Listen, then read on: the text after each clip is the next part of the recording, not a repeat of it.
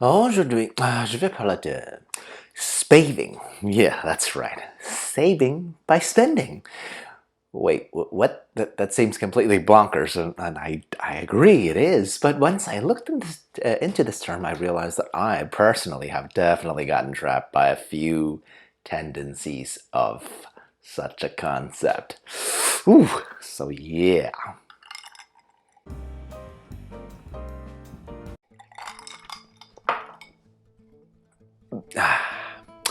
Hey, XenPuck here. Here at my humble channel, I just love learning new things. And this past week, I was introduced to the idea of spaving, a portmanteau of words, of spending and saving. So spending to save is the gist of it, right?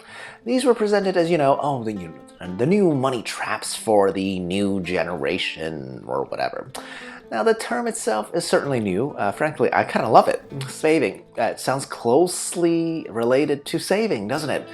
Now, normally I just spend this entire clip shitting on a new fad term, especially one that has dubious consequences for saving money.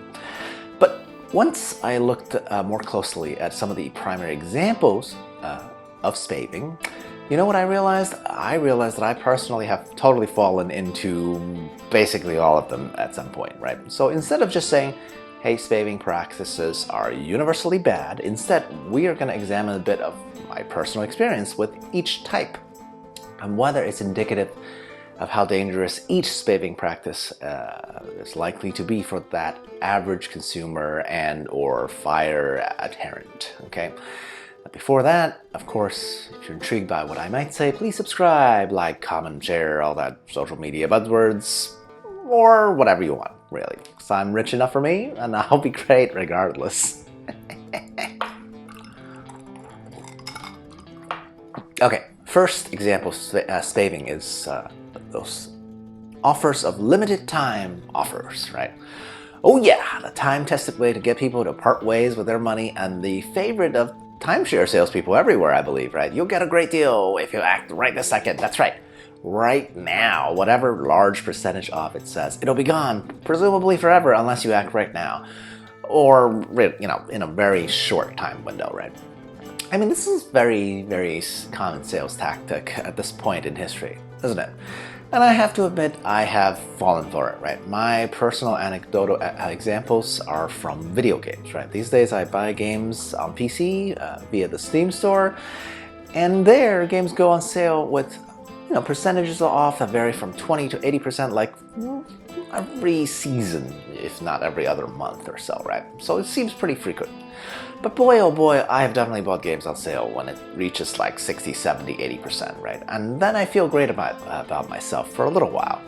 Until I realize that I haven't played half of the games that I have bought yet, even this year, okay? It's only April. And possibly I might never have enough time to do so. Now, that's the real kicker to limited time offers, right? If you look at it from the percentage perspective of money saved, sure, it can be really good, right? But in terms of actual utility rate, right? All the cheap games that I've bought but haven't played have basically been wasted money so far.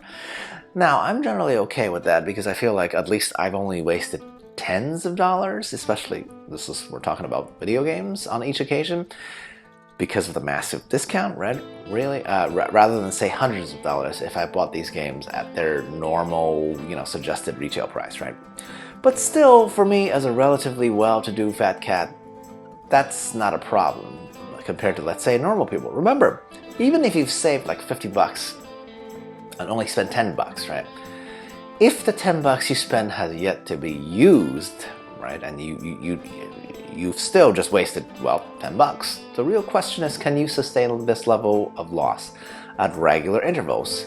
If your answer is yes, then sure, I guess limited time offers aren't the worst. Now, second example of spaving. The classic BOGO, or buy one, get one free. Oh boy. Now this sales pitch has probably caught me probably the least out of the three examples I'll rant about. This is because I'm not a hoarder, right? I only really go with BOGO when it's on items that has a super high utility rate or are disposables, right? Personal examples, super simple. This BOGO sale, say on like toilet paper or paper towels or tissues or something like that. And the regular price is not, outrageously inflated. I think this sales tactic can also make sense, right? Now, my examples are disposable items that are also not time sensitive, as in, they won't go bad, right? Because we all have to go through more TP at some point. So unless you live in a tiny New York City studio apartment with like no storage space, I think most people can use at least disposable goods if they have a buy one get one free sale going on, right? Now, the real issue with this type of sales tactic comes into focus when we're talking about other types of goods like tools or whatever items that we don't really need more than one of, right? Now, I get it. Some people are like, hey, even if I get, tools like a drill or a toaster, I can just sell the other item. But I think for most people, if you do BOGO on stuff that's not a disposable, the most likely place that extra item will end up is your garage and probably eventually the junkyard. So please don't go crazy with BOGO just because you're thinking you're getting, at least like a 50% off because you're getting a second item for free, right? If you don't need two of those items, you definitely won't need it in the immediate or far future either, right? If you didn't need it in the near future to begin with, yeah.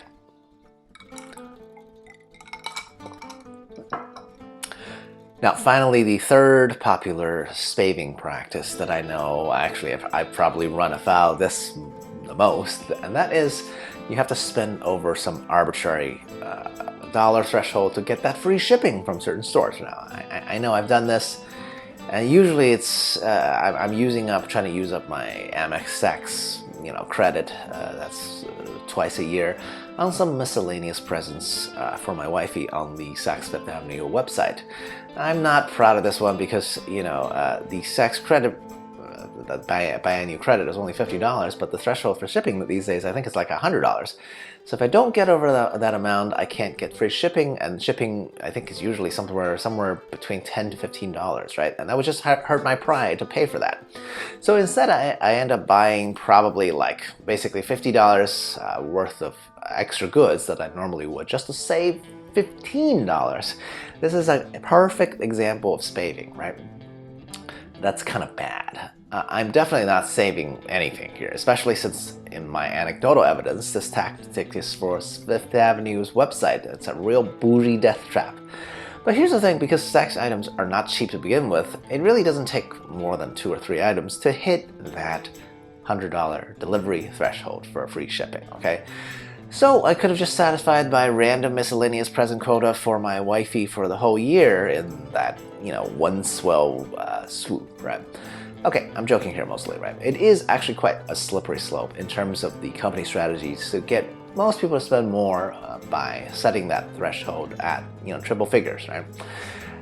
I guess my only defense here is that usually these days the spending threshold for delivery from any website is actually not set super high, and for that I can thank the pricing pressure that almost all department stores are facing from Amazon, Temu, and Walmart, because they provide free shipping for the majority of their items, right?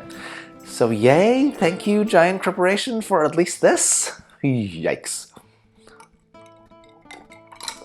So, in conclusion, I can see why spaving tactics do definitely work, because they work on even me, and I'm relatively frugal, right? Yep, all of them, and yet, I know for the rest of you, just understand that if you're not already flush, each of these tactics will carry more risk for someone like you guys than me, who's already retired with a pretty good, stash, right? All of these essentially are sales practices disguised as ways to save money for the consumer, right? I mean, yes, they can save people money, but just remember, you have to weigh them all against your expected utility rate for the kind of type of items you would buy, right? Will you actually play the game? Will you actually use the item or gift that thing or whatever? If you will do that, and you do a little bit of math and you can save money, great.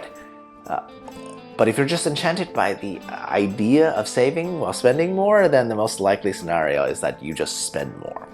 Right? That's all, okay? What do you guys think? Please comment below. Cheers, à la prochaine.